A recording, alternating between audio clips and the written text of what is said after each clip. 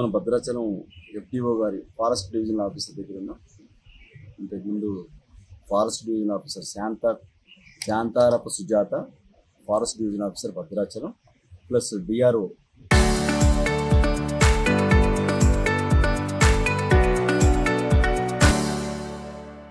Okay Krishnaiah, Tegada DRO గారు, incharge FRO Charla, వీళ్ళిద్దరూ 3.5 lakhs 3.5 లక్షల రూపాయల లంచం తీసుకుండగా మా ఏసీబీ టీం రెడ్ హ్యాండెడ్గా పట్టుకునింది. ఈ సబ్జెక్ట్లోకి వెళ్తే ఒక కాంట్రాక్టర్ దగ్గర నుంచి వీళ్ళు 3.5 లక్షల రూపాయలు తీసుకున్నారు.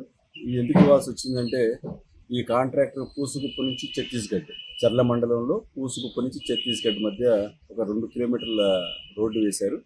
ఈ రోడ్డు వేసే క్రమంలో అక్కడ ఫారెస్ట్ డ్యామేజ్ అయిందని చెప్పేసి ఆ డ్యామేజ్ అయిన ఫారెస్ట్కి ఎటువంటి కేసు రిజిస్టర్ చేయకుండా, అతనికి ఎటువంటి ఫైన్ వేయకుండా ఉండడం కోసం వీళ్ళు 10 లక్షల రూపాయలు డిమాండ్ చేశారు.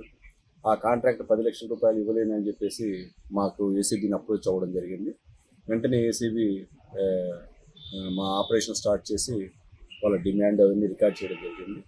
చేస్తే అతను నెగోషియేషన్ చేసిన తర్వాత 10 lakhsని కాస్త అతని రిక్వెస్ట్ మీద 3.5 lakhs 3 లక్షలకి డిసైడ్ చేశారు.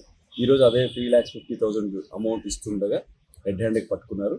వాళ్ళ కలర్ టెస్ట్ కూడా చేయడం జరిగింది. కలర్ టెస్ట్ కూడా పాజిటివ్ వచ్చింది. మీ అందరికీ మరొకసారి పబ్లిక్కి రిక్వెస్ట్ చేస్తుందంటే 1064 మా టోల్ ఫ్రీ నెంబర్. మీకు ఏ ప్రభుత్వ అధికారైనా మిమ్మల్ని ఎవరైనా లంచం అడిగితే, లంచం ఏ రూపంలో అడగచ్చు, అది వస్తు రూపంలో కానీ, మనీ రూపంలో కానీ, సేవ రూపంలో కానీ ఎలా అడగచ్చు. అడిగితే మీరు 1064 కాల్ చేయండి. ఇది రౌండ్ ద క్లాక్ 24/7 అందుబాటులో ఉంటుంది. ఖచ్చితంగా మీ రెస్క్యూకి మేము వస్తాం. తర్వాత మీ వివరాలు కూడా మేము గోప్యంగా ఉంచుతాం. మీకు ఒక అపోహ ఉందేమో, ఒకవేళ ఏసీబీని అప్రోచ్ అయితే మనకు జరగాల్సిన పని ఏమన్నా వాయిదా పడుతుంది, పెండింగ్ పడుతుంది, అలాంటి ఏం లేదు. మీకు జరగాల్సింది చట్టబద్ధంగా జరగాల్సిన పని అయితే ఖచ్చితంగా ఏసీబీ మీకు తోడు ఉంటుంది. ఆ పని కూడా త్వరగా అయ్యే విధంగా సహకరిస్తుంది.